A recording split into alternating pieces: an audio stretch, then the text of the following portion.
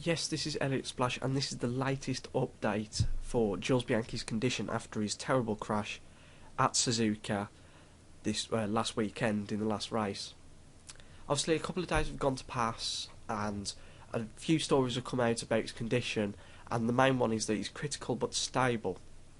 Now, about half an hour ago, the family came out of Jules Bianchi and told us that what condition he has actually suffered, which is a diffuse axonal injury.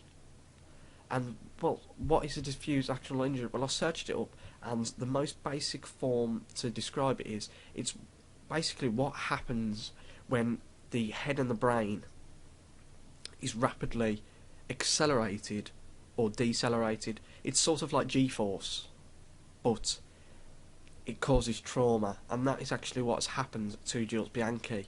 Now, it is quite a serious condition. Well, when I say quite, it's an extremely serious condition, and I do hope that Jules can pull through this, and I do wish the best to all of his family members and himself. But also the FIA, the World's Motorsport governing body, have asked race director Charlie Whiting to report on the crash, and they're doing a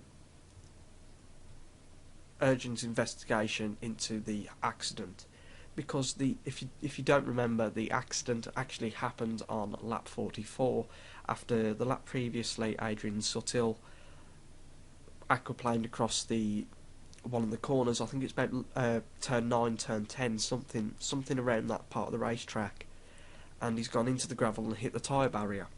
Now the recovery vehicles come out to try and remove this vehicle. And then we've had Jules Bianchi doing almost exactly the same thing that Sutil had done, aquaplaned and went straight into and underneath the recovery vehicle. And it's a massive JCB thing, and he's gone straight underneath it. And I think that's what's happened. He's hit his head or something off the truck somewhere, and it's caused a massive deceleration. If the car was, say, going 50 miles an hour, that's going to stop the car from 50 to 0 in God knows how long. It's going to be 0 points of a second, basically. But a video has come out and shows you the actual crash, and it is terrible. And if you do want to see that, that is also on my channel. It's the video I've uploaded previously, and I'd say viewer discretion, because if you haven't got a strong body, you wouldn't want to see this. It is quite terrible, but I do wish him all the best. But one thing to note from this video that's been released of Jules Bianchi's crash is the stewards. Now, this is, I think the FIA need to investigate this, and if somebody from the FIA or this gets reported on, I hope they do see this, because I did notice the steward box up the top where the crash unfolded, just before Jules Bianchi had aquaplaned into Sutil, the recovery truck, they were waving green flags. Now, I know there was double yellows waved, but then the green flags are there to be waved, say you can race from now on. Now, drivers can take that in different ways, really, couldn't they? A driver could go, well, there's a green flag there, so I can start pushing now. I think the yellow flag needs to be extended by maybe a corner or 2 corners to make sure that cars are going safely around the racetrack. Because the rain was heavy, and if they saw the green flag, the tyres are a little bit cold, and that's easily going to cause a spin. So I think the FIA need to look into that, but also have a good investigation on their procedures.